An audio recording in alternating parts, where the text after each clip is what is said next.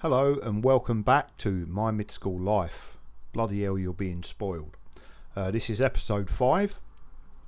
This is not a bike that I restored or mostly built myself, which is very unusual for me. I don't normally take in completes unless I'm going to strip them and nick a couple of bits off them. But a little while ago I had a couple of new school bikes, quite light, that I had restored.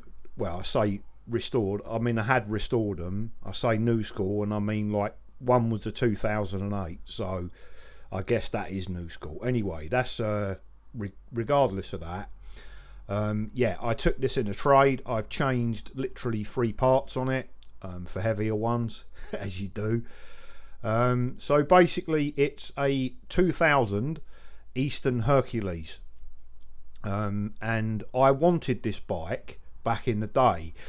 At the time when the Hercules came out, I was riding a 1996 standard STA and I loved it, and I needed all of the strength and all of the trappings that the STA had. I'm not a light boy. I mean, at the time I was probably 14.5 stone, and the sort of stuff that I used to do wasn't very technical, but it needed an extremely strong bike, like jumping off of shed roofs and riding down fire escapes and just basically being a bell end on a bike. More of a stunt man than a trick master. That's why I've basically broken hands and fingers and ankles and you name it. So the only problem I had with my STA was that the rear dropouts were 10mm, and every time I did my big party trick the back wheel would move. It didn't matter, I put chain tugs on it, they snapped. It didn't matter what I did, that wheel just would not stay there. So obviously at the time I wasn't aware of cutting holes in frames to make dropouts bigger and stuff like this and that, so I started reading through Ride magazine, and I think there were 3 on the hit list. The Eastern Hercules was one. Another one was the Curtis DSR, which I absolutely wish I'd have bought now, because they're like double rocking horse poo.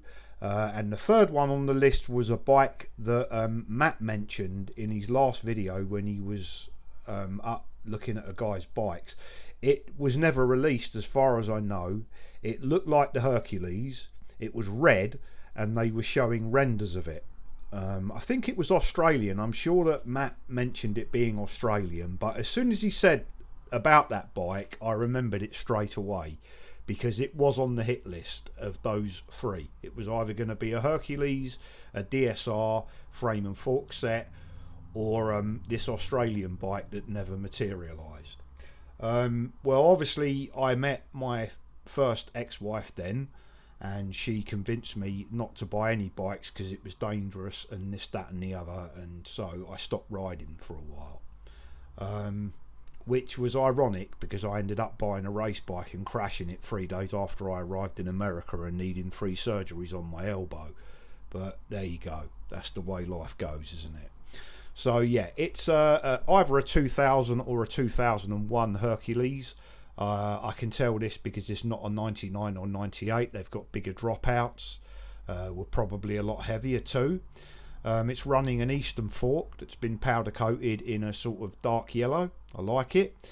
It's got an FSA pig headset, a Primo Pro stem that's been polished, Bully nudie bars, which again have been powder coated in the same colour as the fork. Really nice. I like that. It's not often I see a bike that someone else has done that I will accept into my collection without repainting it or changing it, but I really like this one. And I'm not even a fan of raw bikes, it's just that it's been done very well. It's been rawed and then it's been powder coated properly, so it's going to stay how it is and not get all manky and rusty and horrible. Okay, so continuing on, it's got ODI long necks, Tech 77 levers, Odyssey gyro, Ombre brakes, Harrow Lineage Peregrine Super Pro knockoff wheels with the chrome peeling off. I think these were the first generation and they weren't all that. They look good though, but yeah, they have peeled a bit. It's got Primo V monsters with black walls. They are staggered. The front one is larger than the rear. I like that as well. That's the sort of thing I would do. Primo power bike cranks. They've been clear coated. Little bit of damage, but that's fine because it's a raw bike. It needs to look rough and ready. I've put Demolition Team magnesium pedals on it. It had some Odyssey plastic pedals. Hang on one sec, my computer's just gone asleep and I don't know why. Stupid bloody thing. Yeah, it's got a kink sprocket with the kink bash guard. That wasn't on there, but Adam kindly sent that down to me, so I fitted that today before I took the photographs.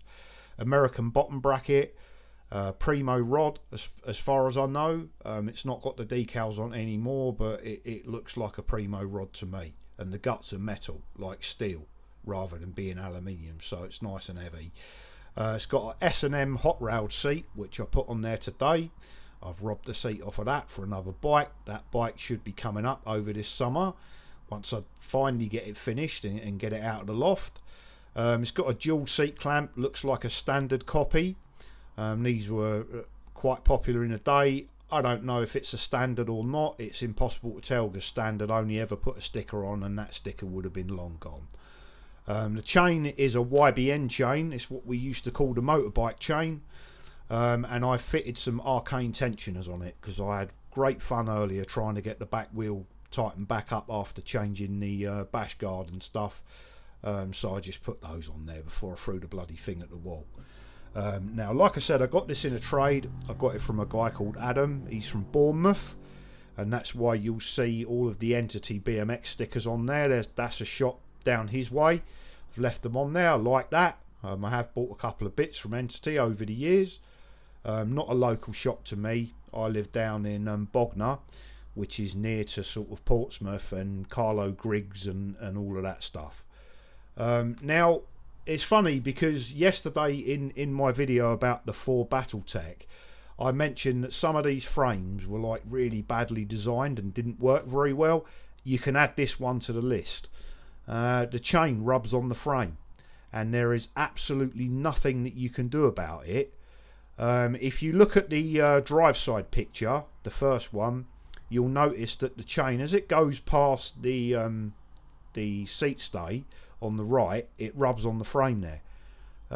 And I mean, technically I could take the back wheel apart and alter the spacers and this, that and the other and possibly fix it, but this is a standard wheel. This is the way that the wheel came. And yeah, like I say, this sort of thing in those days, it was rife. It was absolutely rife to buy a frame, and when you go and put it together, it gives you absolute headaches. Things rub, they don't line up properly, it's very difficult or impossible to get the back wheel straight, you name it. Well, like I said, this is one of them, which is why I've got a lot of respect for that Battletech frame, which was made before this, and everything just absolutely works on it. Now I sound like Steve Tossjobs, don't I? Anyway, hope you enjoyed the video. It's not going to be as long as yesterday.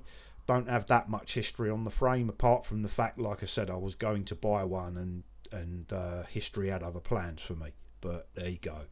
I will see you soon. There will be another bike coming, but it won't be sort of very soon because I've got to finish it, and then I've got to get it down and I've got to clean it and I've got to adjust it and get the wheels trued and this, that and the other. So yeah, there will be a bit of a pause now, but like I said yesterday, enjoy your summer, don't get burnt and stay safe, and I'll see you in the next one.